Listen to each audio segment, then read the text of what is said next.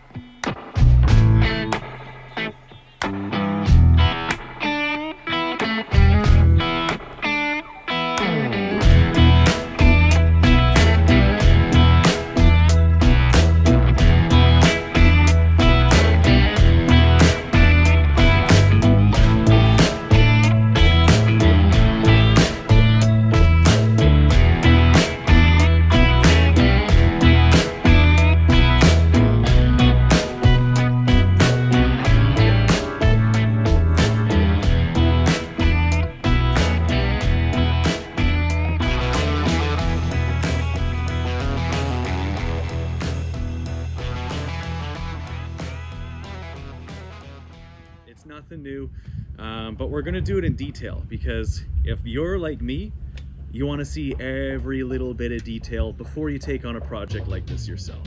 Let's run through the plans.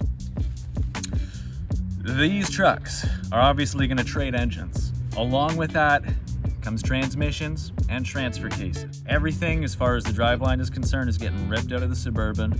Everything as far as the driveline is concerned is getting ripped out of the W250. Now, here's where we're gonna go a step further than most people. I don't think the 10-bolt front axle in this thing is gonna stand up to the Cummins. I don't think the semi-float 14-bolt rear end is gonna stand up to the Cummins. On top of that, as I'm sure you guys might have guessed just from looking at this thing, the tires already kind of rub a little bit in the front. So we gotta lift her up a little bit more. That's gonna be a little bit of cha-ching, a little expensive. So I had the bright idea, why don't we just take the axles out of this thing, pop them in there, same as the driveline. Should, save me having to find a set of Chevy 1-tons, which are, as you know, really expensive. This thing's got the same stuff in it. It's a Dana 60 up front. Yeah, Dana 70 in the back is a little bit different than a 14-bolt in the Chevy, but still heavy-duty 1-ton axles. The other big bonus is that the leaf springs in the front of this thing, they're designed to hold up the weight of that Cummins. They were made for that. That's their job. So hopefully, if my plan goes to plan, we're gonna be able to pull the front axle out of this thing, leave the leaf springs on it, roll it under the front of this truck, bolt it in. And I know that sounds crazy. There's a bunch of people right now going, no, not gonna work. Well, this is one of the things that we're gonna figure out in this video, on this journey, during this build. We're gonna figure it out. If my research is accurate, we should be able to get away with it with just a couple of half-inch spacers hung in the shackles. The leaf springs should center themselves up because, yeah, the spring perch is a little bit different on each truck, width-wise on the axle, but we'll try to figure this one out. I'll let you guys know the details as we go. So if you want to do something like this, you can use this video as reference too. I'm sure a lot of people are actually gonna ask themselves, why bother? This truck runs and drives. This truck runs and drives too. I drove this one home from Quebec. I'm in Ontario, probably about a 7-hour drive. It really proved itself, so that was cool. Why bother taking two perfectly good running, driving trucks, rip them apart, and just mix and match a bunch of pieces? It sounds like a lot of work, and it is. It sounds like a dirty job, and it is, because the old trucks, they're greasy. So a lot of people are wondering why do this. Let me give you my reasoning. This poor 350 small block Chevy that's in this truck is barely pulling the truck itself. This truck has an automatic. Automatics are good, they're fine, but I tend to blow them up. I don't know if that's just a me problem. I'm sure you guys have run into that too. Especially if you're gonna be hard on them, like doesn't like to tow, transmission gets hot. Off-road, they're actually pretty nice because you don't have to work another pedal, but you know, it's just not as fun. You don't feel as beastly when you're rowing through the gears. So automatic's got to go. It's got an aluminum transfer case with a chain in it. It's not a bad transfer case. I believe it's a 241, NP 241, I think. But yeah, I just see aluminum. I get worried. You know, cracked cases and all that stuff. And it's a chain stretch. I don't want to mess with that. Yeah, 10 bolt in the front. Chevy 10 bolt. Not the best front axle in the world. They're 8-lug axles, so they're heavy, but I don't think they're heavy enough. So we got a 14 bolt in the back, which is nice, but it's a semi-float. Kind of a bummer. If you want maximum durability, you want big, beefy parts. We'll find out if we can pull it off. So like I was explaining, the GMC just kind of lacks some oomph. This poor 350, she is getting tired. Like, doesn't want to drag this truck up a hill anymore. It will, but it will complain. I'll tell you that much. Column shift automatic. Nah, not my favorite.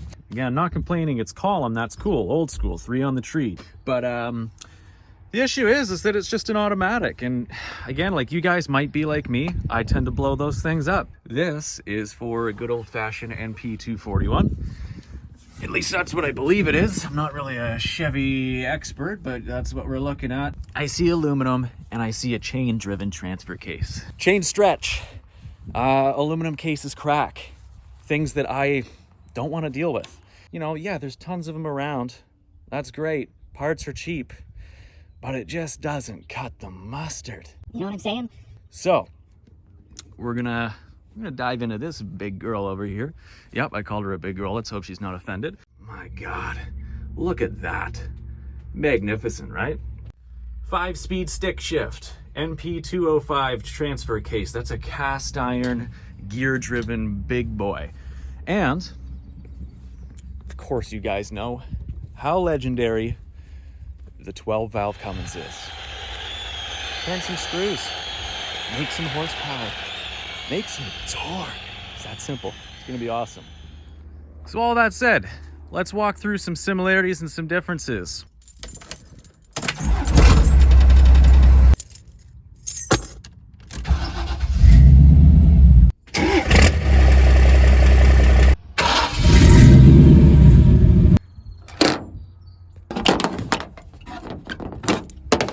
We got 354 gears over here.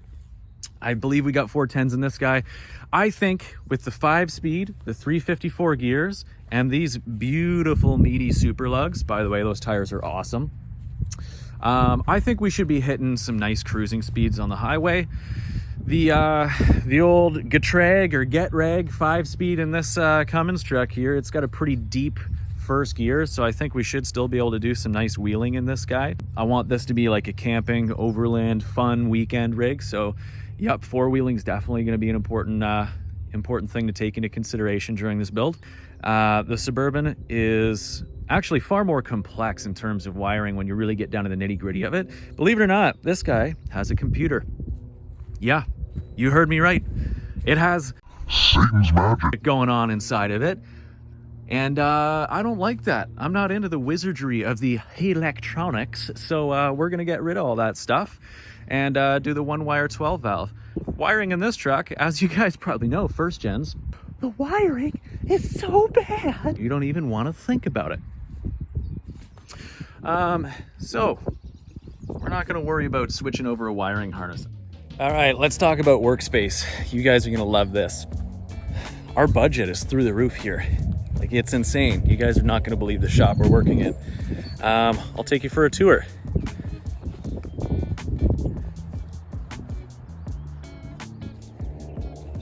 Yeah, that's about it. Looks great, huh? As you guys might have been able to figure out at this point, we're going to try to do this swap as cheaply as possible. That's why we're reusing all the parts from the Cummins truck out there. I'm talking leaf springs, I'm talking both axles. That's stuff that people normally don't do. Normally people, they're looking to just do an engine swap. And yeah, transmission, or transfer case, I can go along with it, but I'm talking everything. Like down to the pedals. Suburban's an automatic. I don't have a clutch pedal. I got a total complete donor truck though, running and driving. So what am I gonna do? Scavenge it. Everything I can use from it, I'm gonna use, because why wouldn't I? That's the advantage to buying a complete truck. And that's actually, that's my advice to you guys. If you guys are gonna do a swap like this, buy a complete truck. Don't waste your time piecing together this and that, because it's number one, it's gonna take you forever. Number two, it's gonna be way more expensive. And number three, you're probably gonna run into a situation halfway through your swap when you realize you need something else. Be smart. Buy a complete donor truck. Don't waste your time. Don't waste your money. Just do it right. Grab your smorgasbord and take advantage of it. I'm sure a lot of you guys know this already too, but if you're gonna get a donor truck, get a first-gen Cummins. Makes it a lot easier for a few reasons. But the big one, obviously, if you're doing a Chevy swap at least, it's gonna be the transfer case. These guys, they run a passenger side drop. These guys, they run a passenger side drop, so like butter. If you're gonna grab a second-gen Dodge Cummins truck, the more modern looking ones, you're gonna be looking at a driver's side drop. So if you're gonna do the swap, what I recommend, grab a complete first gen. Don't grab a nice one either, because if you're gonna tear a truck apart, make sure it's not the best. Make sure you're giving life to another truck, not ending a life of a truck. So grab a first gen, it's the way to go. It makes it so much easier.